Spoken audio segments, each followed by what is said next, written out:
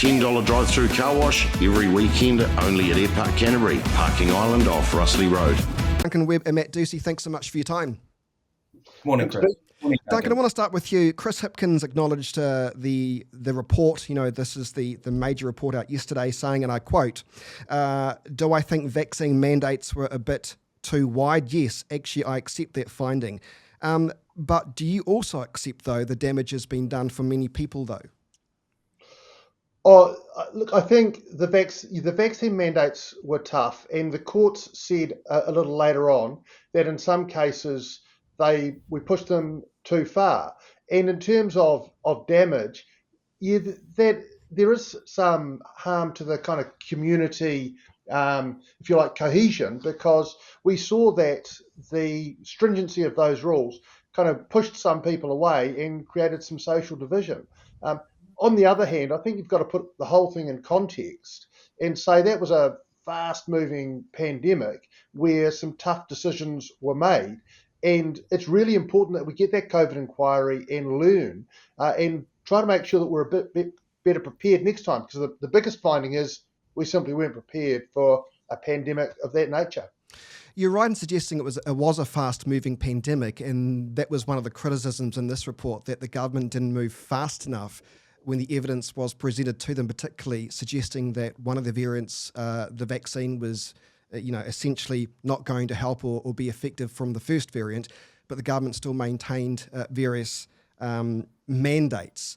So do you think Chris Hipkins needs to apologise? Well, look, no, I don't. But I think what he's done is exactly the right thing, which is to recognise that the decisions that were made then, knowing what we know now and having a 700-page inquiry, could have been done differently. But when you're in that situation, and you've got to remember what's being balanced up there. I mean, yes, the vaccine mandates were a significant restriction on people's liberty, but the objective was to protect people's lives. That's a really tough calculus. And erring in favour of lives, I can see how we got to where we did. The Royal Commission also highlighted a lack of public trust and recommended ways to avoid the so-called podium of truth. That was an issue that emerged from the 1 p.m. press conferences. Matt, what do you make of that finding? Yeah, I think that's a real concern going forward. I mean, as Duncan talked to, it's a report that's well over 700 pages. I haven't digested the whole report yet, but I have seen the summary. And I think that is our concern about the Royal Commission of Inquiry into the COVID-19 response in the first place. And that's why it was a coalition agreement between National and ACT to actually hold an inquiry with a wider terms of reference that would look into the impacts of social cohesion as well as the economic impacts, because I think we do need to rebuild that trust, and we need to understand in a lot more detail and go a lot more further than this first phase of inquiry has done that. So that's why we're doing that. I think fair to say a lot of it is what we expected. The tension between just the daily tactics of the last Labour government without having a real strategy how we were going to open up again. And clearly, when you look at the Auckland lockdowns, that went on too long, and the overall impacts on the country with the $70 billion debt that the COVID response has incurred this country. That's why we're going to move to phase 2. And that's where I think we'll get into that real detail to start understanding how we build back that confidence. I thought it was good of your leader, Duncan, Chris Hipkins, to come out and speak to the media. He was on News Talks AB last night and was very upfront. He admitted the benefit of hindsight is a wonderful thing, and he's right about that. The report also highlighted Jacinda Ardern's, quote, single source of truth comment as being highlighted by submitters as unhelpful. Duncan, what did you make of that? Yeah, I read that part of, I've read the summary, which is not really a summary because it's 100 pages long. Yes, it's very long. It's almost it's almost an unnecessary history lesson, I thought. There is a lot in there. And look, when you think the amount of, stand-ups that Jacinda did, to suggest that she used unfortunate phrase on one of them is hardly surprising. But I think the really important thing there is that the Commission comes up with is that we need to have a place where we can actually test, and the media is really important there to kind of test, and the opposition's important, what's going on. And the findings that we're making and the decisions that are being made and the evidence they're based on. And that statement suggested that wasn't the case. Now, I don't think for a moment that was what was intended by that statement, but what it was really about was that there was some quite unhelpful and utterly inaccurate things going on around, for example, the safety or otherwise of the vaccines. And it was really, the message was the Ministry of Health has got a whole lot of experts whose job it is to make sure these things are safe. And that's where we should be looking. Sure, have your discussions, but don't get your evidence from YouTube. Well, here's some evidence that the government at the time didn't use, and that was in January 2022, cabinet briefings indicated a reduced vaccine effectiveness against the Omicron variant, but mandates remained in place until September 2022, despite this information. Matt, to you, that's not a good look, though, is it, for a government who said we were taking the best advice? In this case, they weren't. Yeah, and that actually validates the previous comments about getting up on stage and saying the government is the single source of truth. And I think that clearly poses some very real risks. And we know when we looked at some of the issues that the government framed, whether it was the group of individuals that broke through the border in the Auckland lockdown who were characterised as sex workers, etc., and it worked out that not to be true. And I think the question was, when you get a government that stands up and says they're the single source of truth, and don't forget the Labour government actually recruited a disinformation unit, and that was largely a joke because it led that actually the government was putting out disinformation themselves. And I think quite rightly there's a lack of confidence there, and that's what the second phase of this inquiry will seek to understand further and actually look to build back that trust in the public when we've got the ability to actually say what was the true social and economic costs of the pandemic response. You've brought up my pet dislike, I'll say that, the Disinformation Project. I mean, isn't that funny? Kate Hanna and the rest of those people, Duncan, nowhere to be seen now. I mean, Matt makes a good point. The disinformation was essentially a left-driven machine that was there to silence opposing views, because it never did so when, Labour could have easily been accused of, spreading its own disinformation.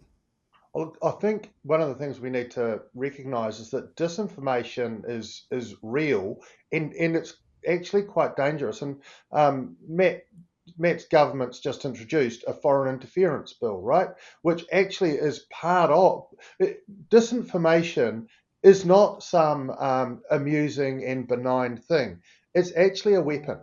And I'm not necessarily referring to everything that goes on, but we do know that people who are, bad actors want to spread disinformation, not for the fun of it, but to destabilise. And so we do have to be really careful about that. Now, you can take swipes at, the disinformation unit that was there. I want to pick you up on that, because you've made a really good point. And that is, we shouldn't be dehumanising people, or and we need to take this seriously. But when you've got Kate Hanna on a state-funded documentary saying we need to be very careful of Nordic-looking people, particularly mothers who may be knitting, just watch out because they're the ones we need to be looking out for. Then when you had, the head of a government agency saying, make sure that you just check on your family and friends, because if they're talking political rhetoric, there was a lot of scaremongering that went on from the left. Do you accept that, surely?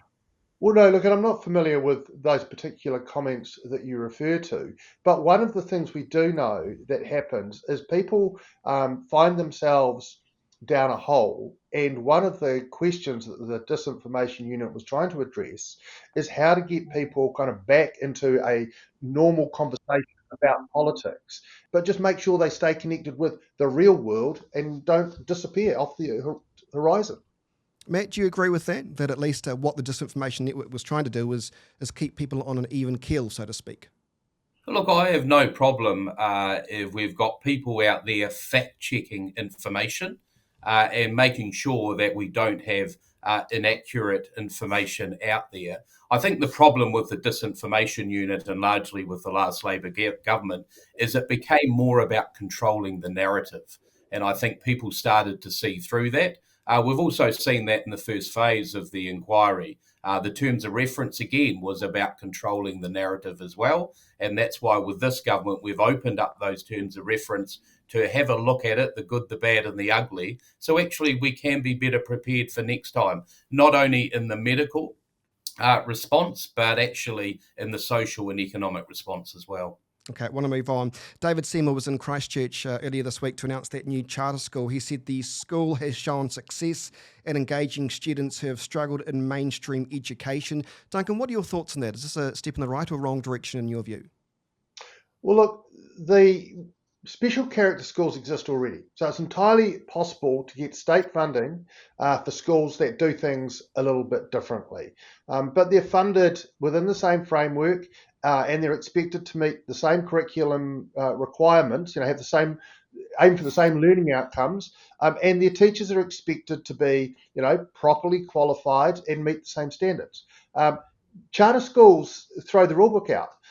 They essentially are a bespoke, we'll see if we like you on no particular, there's a appointments board or a selection board, but they don't need to meet curriculum. They don't need to have the same kind of qualifications for their teachers. Their teachers aren't allowed to belong to the union. And this is truly extraordinary. Is that a bad thing, though, not having to be in a union, though, Matt? I mean, the unions think that everybody should be paid the same and be on an even keel. Not allowed to be in the union. Yeah, not allowed. Hey, look, I mean, Duncan's last point is really what the issue is here. The unions don't like it, and obviously the Labour Party is a mouthpiece for whatever the unions want to say. And actually, when you look at it, it's actually about the kids. So, hey, look, I wouldn't have thought I'd ever say this, but I'm actually in agreement with Willie Jackson because at least he's standing up in support of charter schools, and he has always, because he's actually putting applications forward for them. But, hey, great for this one in Christchurch. We do know, sadly, our young people with learning difficulties can quite often get disenfranchised and disengaged from our mainstream schooling. This charter school, which will be first not only for Christchurch but New Zealand, will be specifically around young people who have disengaged from the mainstream and have learning difficulties. And let's actually look at the outcomes here. An 82% attendance rate is the record of this charter school. So that should be supported, and also welcome their approach in pairing up with the teacher training colleges, giving them the ability to come in and do their placements, learn more about working with kids with learning difficulties, and that's a win-win. So that's why we're supporting it in this government. Okay, did you want to quickly respond, Duncan, before we move on? Yeah, there's a couple of things. Firstly, let's fact check Willie Jackson and the allegations made there. I'm not aware of those, and I think it's inappropriate for Matt to be spreading some disinformation there. So I know, Chris, the accuracy is important, so I'm sure we'll fact check that. Let's just remember that on average, charter schools do worse than the state sector. You've got some good ones, but you've got more bad ones. So charter schools in general did worse than the state sector, and they cost more. Need to move on to Candace Owen not being allowed to come to New Zealand. What do we make of that, Matt? Yeah, I mean, it's largely an operational issue, but I know Immigration Minister Erica Stanford has asked for a please explain, in the sense of understanding the policy behind it. We do know with this individual that they were declined in Australia, and that largely seems to be the basis of the decision here. Should we be following what Australia does? I mean, if Australia says, we'd like to have some nuclear warships now, does the government says, okay, well, Australia says, yes, let's go. I mean, it seems slightly off there using Australia as some kind of test case, doesn't it? No matter how weird her reckonings are, Yeah, look, I don't disagree with that argument you're putting forward, Chris. I don't think that just because Australia does it, we should do it as well. And that's why I say it's an operational issue and decision, but the minister has asked for a please explain. And like you say, is that, if some people want to believe that the earth is flat, we live in a liberal democracy where there is freedom and choice, but also that's a healthy tension between allowing people in where they might incite disruption and discord. And I suppose that's the tension Immigration New Zealand is trying to deal with. Duncan, I think was it Young Labour who wrote a letter to the Immigration Minister in Immigration New Zealand saying don't let her in because she spouts nonsense and she's vicious. And, in some respects, they're not wrong. I mean, some of the stuff she says is pretty off. But then again, she is viewed by millions and millions of people. She's been interviewed by New Zealand media. Essentially, she's been here already in terms of the media landscape. So is there much of a big deal of bringing her to New Zealand? What do you think? You certainly can't shut your borders to some of those views that are expressed across the internet. I accept that point. But if you do actually look, and there's a really good website called the Anti-Defamation League, and it goes through and looks at some of the extreme views that various people express. And if you look at, and it just quotes them, it doesn't curate them in a significant way. And if you do look at some of the things she said, she's a vicious anti-Semite who has expressed all kinds of bizarre conspiracy theories about Judaism that are really harmful. And the threshold, as Matt alluded to, is whether there's a risk to New Zealand in terms of public order. And there is a risk here when you look at it's essentially really hateful speech that is inaccurate, and that's only one threat. She fiercely opposes the Black Lives Matter movement, essentially saying there is no problem of excess force being used against black people in the United States. So they're bizarre views, but they are deeply troubling as well, and really are. I totally agree. Some of what she says, they are deeply troubling. Having said all that, does she deserve to be banned, though, from New Zealand for having deeply troubling views? Because as you've pointed out, there are many people probably overseas that come here with troubling views as well. So have we done her a service, because now she gets to be able to say, well, New Zealand banned me, Australia banned me, come on guys, support me, something's wrong here. I'm the champion of free speech, or I'm the champion of whatever. So in some respects, has the New Zealand government done her a service? Well, I get that argument, but I think when we think about coming into New Zealand, it's not kind of an automatic right for anyone, whether they're from the United States or any other country. And I think we need to say, well, why do we want to let this people in? What is the balance of good for New Zealand? And most of the time it's great. They come over, they have a great time, they spread the word, they're tourists, they're business people, they're students, they're workers, it's great. But this person in particular, the scales tip pretty heavily against it being good for New Zealand. Okay, Matt, I'll give you the final word on that. Yeah, look, I'm not going to stray into making a personal opinion on this. I don't know the individual. I don't have the depth of detail that Duncan's talking to. And like I say, it's an operational issue for Immigration New Zealand. But quite rightly, the Minister has asked for the policy around how the decisions are made. And I think we need to look into that, because we are a country that encourages free speech. And to your point, Chris, sometimes banning something actually legitimizes that person more in certain people's views. And in the end, sometimes it's better to let people speak, and then people will make their own decisions.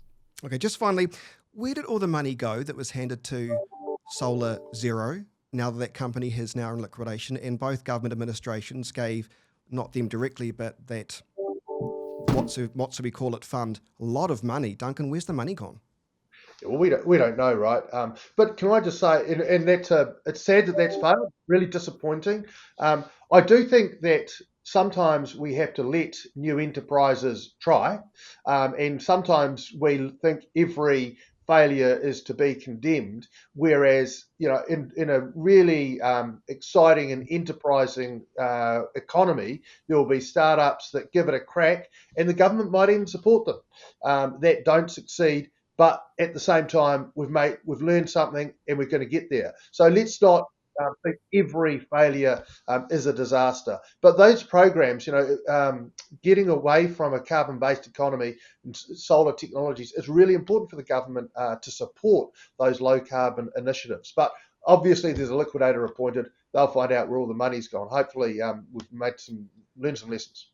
Matt, Dr. Megan Wood said to me that perhaps the national government didn't put enough focus, or didn't help the company enough to survive, because I think what she was trying to insinuate is it's less climate friendly. Yes, well, I think we'll let Dr. Megan Woods, the former Minister for Climate Change and Energy, stand on her own statements. I think people will see them for what they are. And look, I think as Duncan alluded to, we don't know at the moment. Minister Watts and Willis, who are responsible for the Green Investment Fund, are looking into this. There's obviously liquidators in place. They've got about 15,000 customers, about 25% of the residential solar markets, are a big player. Thankfully, a new service provider has stepped in, and so those customers will continue with the service as well. I encourage Duncan with his free market thinking in his answer before, where he did say we should encourage businesses to take risk. And at times, I think the role of government is to lean into the marketplace and support that with early adopters. That's clearly what government has done. But on saying that, there's a fine line between supporting early adopters and corporate welfare. And if we have invested $80 million, which has actually been used to encourage more private investment from other equity investment companies, you really got to say, where has this money gone? And quite rightly, there's an investigation to find out where it has gone. Gentlemen, have a lovely weekend. It's nice to speak with you both. Thanks, Chris.